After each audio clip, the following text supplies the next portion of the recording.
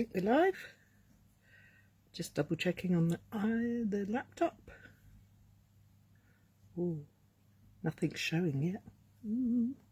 Oh well. No, nothing showing on there either. Oh dear. Am I having technical difficulties? Let's try refreshing the page again. Ah, there we go. Yay, we're live. Oh, good afternoon and hello and welcome and hi Ali, nice to see you. If you're new here or even if you're not new here, welcome.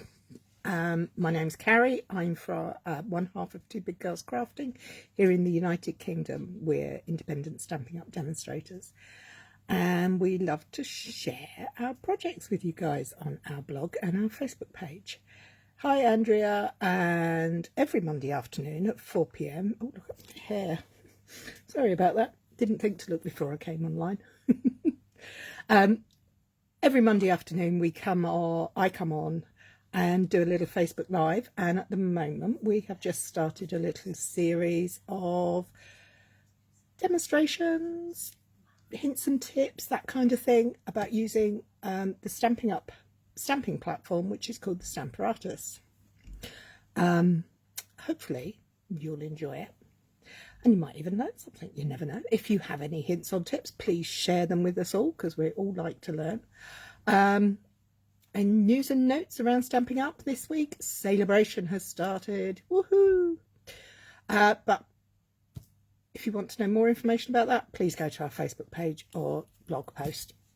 Anyway, enough about me, enough from me. Let's get started with this Stamparatus. Bear with as I turn you round and get you in the stand so that I can hopefully have a hand free to share some projects with you.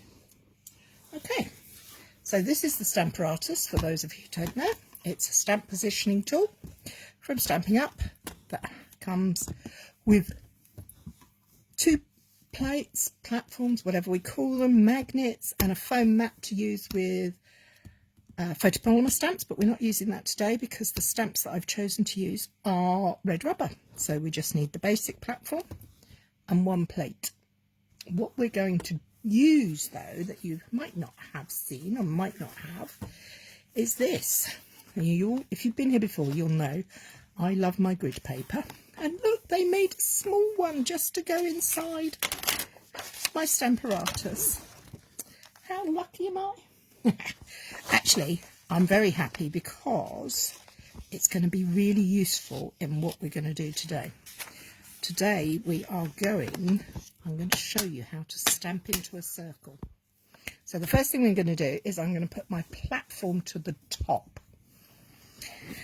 And I have got pre-cut some 10 by 10 centimetre pieces of card.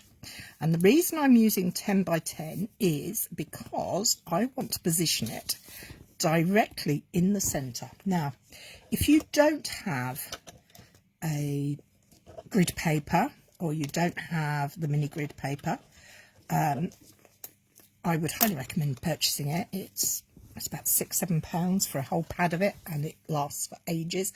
Hi Kay. But it's really good because it's inches on one side, centimetres on the other. We're using the centimetre size because I'm here in the UK and I use centimetres. But what we're going to do is we're going to create stamping in a circle. And to do that, we're going to start off, we need to be able to position our piece of card in the centre. So I know that this measures 18 centimetres across and 18 centimetres up, and I know that my card is 10 centimetres by 10 centimetres. So that tells me I should be 4 centimetres in and 4 centimetres up on each side. And now that I have that in place, I'm going to draw around it onto my grid paper. If you don't have the smaller size grid paper, but you do have some big grid paper, use that. If not, use scrap paper. You might want to mark it up with some markings with a pencil and ruler. But basically the easiest way is to use grid paper, and all I'm going to do is draw around my square. You could of course use a ruler and a pen and draw it out neatly and nicely, but I don't have the time to waste on that. So there's my first piece. So I have a square in the centre of my pattern paper. Hi Danielle, you use the grid paper all the time. Absolutely brilliant. I love it. I use it for other things as well. If you're stamping on the go, it's great to take it with you if you're going out somewhere, or if you're going to a class and you've got your own little patch of grid paper. Brilliant. Next, we're going to line this up as a diamond shape. So half of 18 is 9, so I want my line to be on the 18 going across and the 18 going down. So just make sure that I'm in the right place. Yep, that's lined up nicely. And I'm going to draw around it in a different colour. I do that simply because it's easier to see when you look at what I'm doing. Oh, I just drew on the card. Oh well. Card is a magic thing. It has two sides. It'll work for that one. So now we have this shape. You can keep this and reuse it and reuse it and reuse it. You could, if you have the inclination to do so, take a piece of vellum or acetate and mark it out and cut these out so that you slot your paper in. I'm not going to do that. I just lay it on top.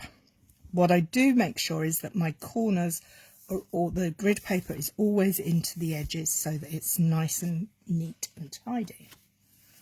Now, what am I going to do with it? Well, I'm going to create stamping in a circle or wreath. Hi Judy, good to see you too. Well, I can't see you, but you know what I mean. Anyway, so this is the effect you can get. This is one stamp, one ink colour, and it makes this. Isn't it great? I have used, or am using for today, the Nature's Print stamp set.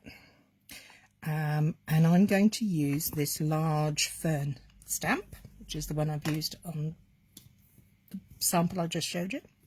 So I'm going to get my stamp, I'm going to turn it over, and I'm going to place it in the middle, roughly in the middle. It's not exact, it's not perfect, and line it up there. So I pull my cover down, press, and that's where my stamp's going to be. Then let's move some of this rubbish out the way. You don't need all of that. We're going to start by, I'm going to use shaded spruce this time because I like it. No more reason than that. My mum is giggling away in the background. My mum's visiting, so she won't be saying hello to me today because she's in person. She's waving. So we inked and stamped down. And then we're going to move. Mum, turn that off. I can't hear myself as well as doing this. Oh, Barb. They're dreadful, aren't they, these peoples? Okay, so we've done our first stamp. Next thing we're going to do is rotate it, the card, so that it fits into the diamond. So make sure you're lined up properly. Re-ink your stamp. And stamp down again. And that is basically all you're going to do all the way around. I think it works out as 8 impressions that you're going to stamp. I'm using this stamp, and I have made, because I have actually made samples for today, a Christmas card. But I also have another sample that shows it's not just for Christmas. So here we go. While I'm doing this, how are you all doing? Did you all have a good weekend? I had a big family party. It was great. I got to see my brothers and my sister. My mum got to see all 6 of her kids in the same place for the first time in many years, which was lovely. And I had a wonderful time. I hope you all had a good weekend. Do you not use the magnets? No, I don't. You can, of course. I use the magnets to hold the paper in place for this process. You could, of course, put the magnets in place. But to be truthful, I'm highly unlikely to be re-inking and re-stamping, which is one of the reasons why I would hold it in place. But you can do. It's your choice, your card. You do what you like. And there we go for the last one. So that is the basis of stamping in a circle or creating a wreath using Stamparatus. Super simple, very easy. One thing I will say, you can of course create your squares at any size you like. I like even numbers because it makes dividing it and putting it in the middle easier. But you can, of course, cut the paper down once you've stamped. You can make it larger. The size is whatever you like it to be. So I'm just going to give my stamp a quick clean because I want to show you another quick technique. Stamparatus chamois is perfect for Stamparatus. Let's get another piece of cardstock. So we've created one continuous wreath in one colour. What if you want to use different colours? Well, the easiest way is to use two colours. So I've picked crushed curry and Cajun craze, and I'm going to stamp using the Cajun craze first.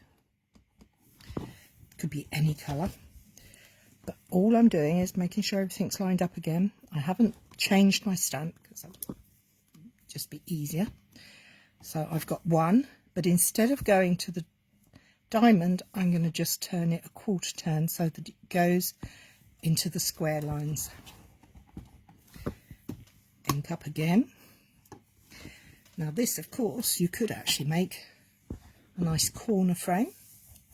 Rotate it again and stamp. Rotate again, making sure you're in your lined marks, and stamp. Now that looks rather nice on its own, and I think would make a great matte or sentiment space all on its own, but I'm going to jazz it up. I'm using autumn colours because I received the celebration papers and it inspired me to use them. That's no other reason. So I've inked it up this time in the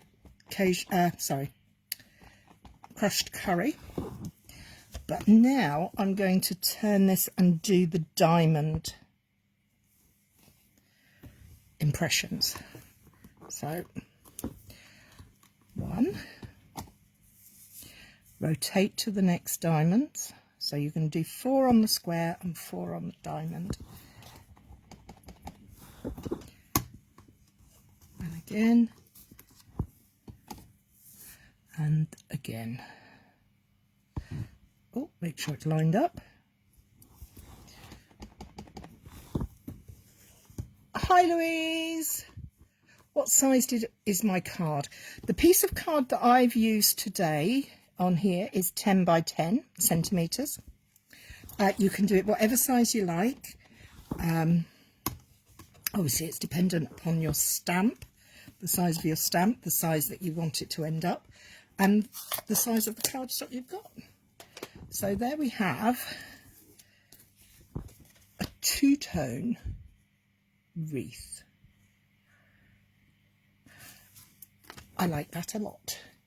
In fact, I liked the first one that I did so much that I made a card.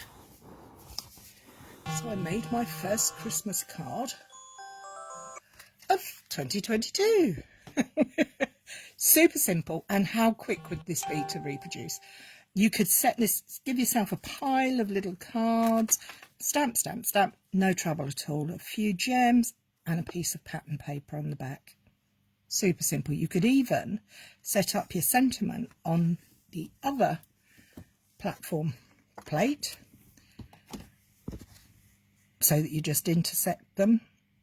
But that was my first Christmas card. I really liked that. But, no, it's not a but. I also have in this stamp set this splodge. I'm rather even numbers on the gems. Yes, there are even numbers on my gems because I only had 6 and I wanted 7. So we got even numbers. Thanks, Judy. Okay, so for my next card, I had a play and I wanted to use the splodge stamp from the stamp set. And if you've been around for a while, you'll know I'm rather partial to a rainbow. I like rainbows. I like rainbow colours. I like the bright colours. So I had a go at making a rainbow into a wreath. So I have a huge pile here because there's 8 colours, 8 positions. So I'm going to use 8 colours. I have got to start with Starry Sky. So we're starting at the bottom of our rainbow colours, and we're going to work our way up to red. So first one down and in place. That's good. You have to bear with me because this will, you have to clean, make sure you clean in between each colour and make sure that you turn every time, otherwise you're going to find yourself in a bit of a pickle. So this is fresh freesia. I've taken a bit of liberties because of course rainbows actually only have 7 colours, so I've added an extra one just because I can, really.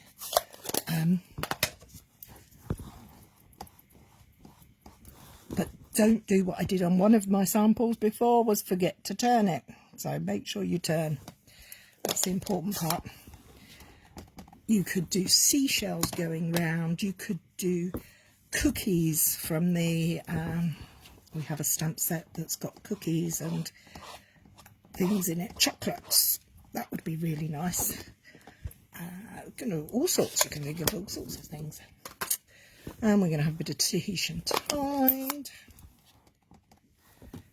Oh, see, I nearly did it then. I nearly went back down. I was talking, you see, I can't do 2 things at once. Okay, there we go. In position now. Press it down. Can you see how this is building up? Isn't it pretty? Do you like rainbows? Or are you you could do butterflies. Wouldn't it be pretty to have a whole circuit of butterflies? That would be really nice as well. Oh, move it again, Cary. Come on, play the game. Keep up. And there's the green. I do love this parakeet party. It's a beautiful green. And then we're going to move that before I ink it up so that I'm in the right place. Oops, nearly. Yes, oops, nearly. And we've got Daffodil Delight, which is a lovely yellow. Push it down. Hi, Mary Ellen. I hope you're having a nice 4th of July. Happy 4th of July to all our American friends as well. And we're going to go for the next position. And this one is Mango Melody.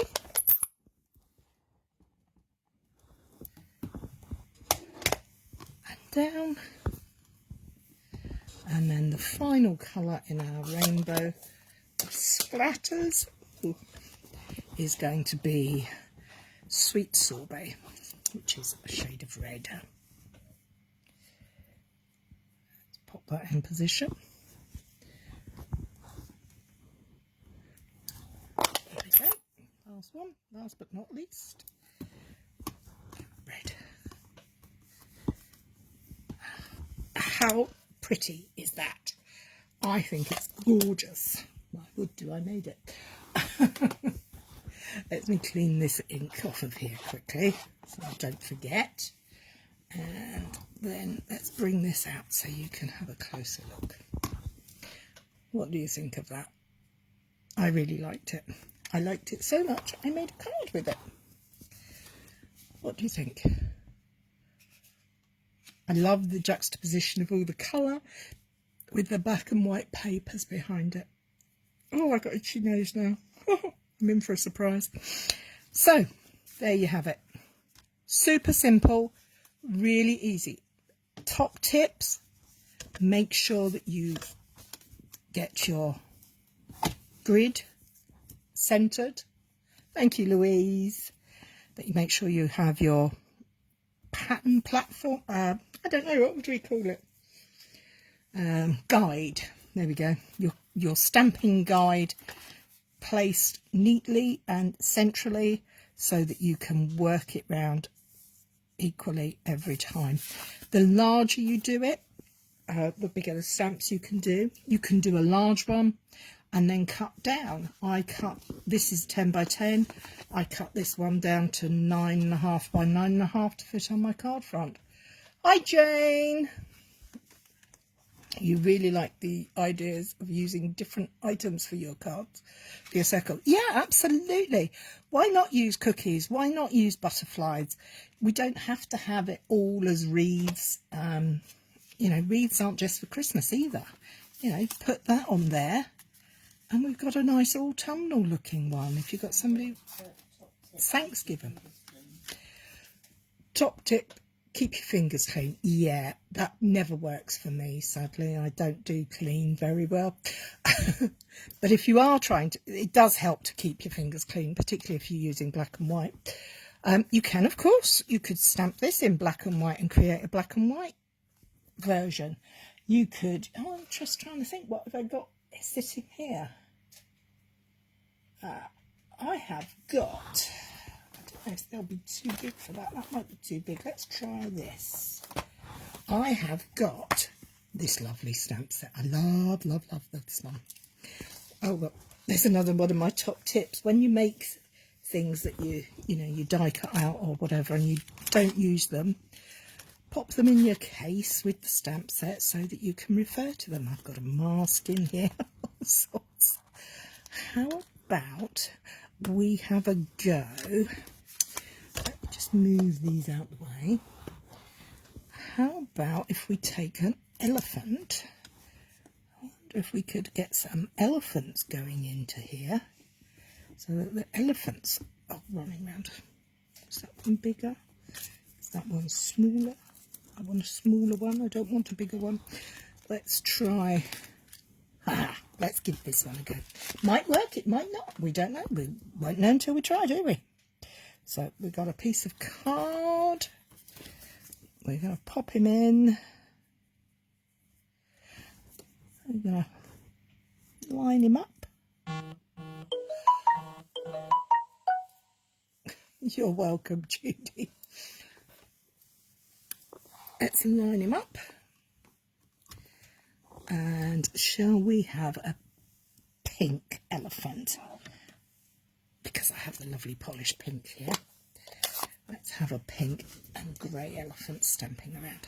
So we're going to ink him up. Check our grid paper and guide. Put him down. Isn't he cute? I think what I might do is do the quarter turns rather than the intersecting ones first. So he's dancing around. Oh, look, I pressed too hard in his middle. Oh, well. Not to worry. This is only a practice to see what will happen. I don't know. Might work, might not. I would say that his feet are in the right position, and we could introduce a second stamp for the next part. I'm thinking out loud. Oh, look, We got a circle of elephants. How cute is that? Now, if I position that on the triangle now, if I were to put that stamp down on there, that would cover it up, which I don't want. So I'm going to take that out and I'm going to grab the little butterfly stamp from this set. Or should we do the little mouse? Or let's play with the little mouse. Let's use the little mouse. Oh, it would make a great baby card, wouldn't it? We're going to pop the little mouse just in between them. So he should come out on there. I'm not going to use pink this time. I'm going to use grey.